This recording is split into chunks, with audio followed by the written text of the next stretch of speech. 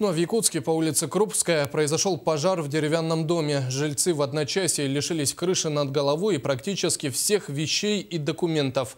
Теперь им приходится переживать все горести вместе под крышей одного гаража. Саргалана Захарова продолжит.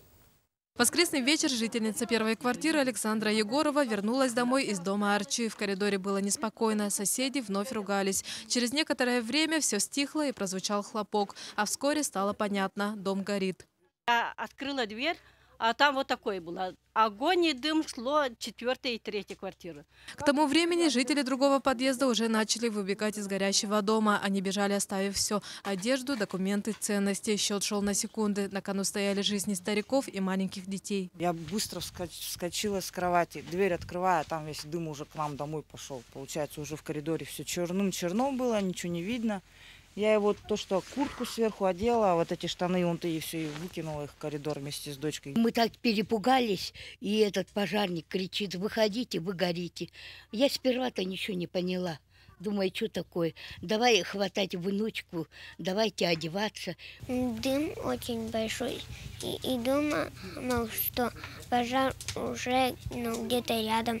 Сразу после пожара жильцам предложили временное жилье, но переезжать туда они не согласны. Хардозорги предлагали. Но это вообще страшно. Там дверь заколочена, окон нету. Строители 18 нам Байкалова предлагали. Как я, допустим, как астматик, и я зашла туда и задохнулась. В департаменте жилищных отношений разводят руками. Квартир в маневренном фонде города не хватает. Все, что есть, они уже предложили.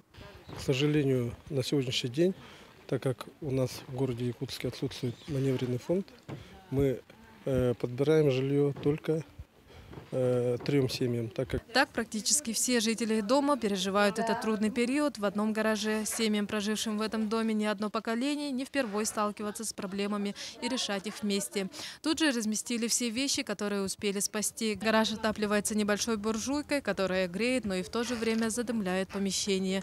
Власти видят решение в восстановлении здания, но бывшие жильцы не согласны. По их словам, дом 1933 года постройки должны были снести еще в начале 80-х. До пожара условия были ужасные. В том году я собирала документы, Роспотребнадзор, в прокуратуру писала, как его называют, департамент, везде. Ага. Приходила комиссия.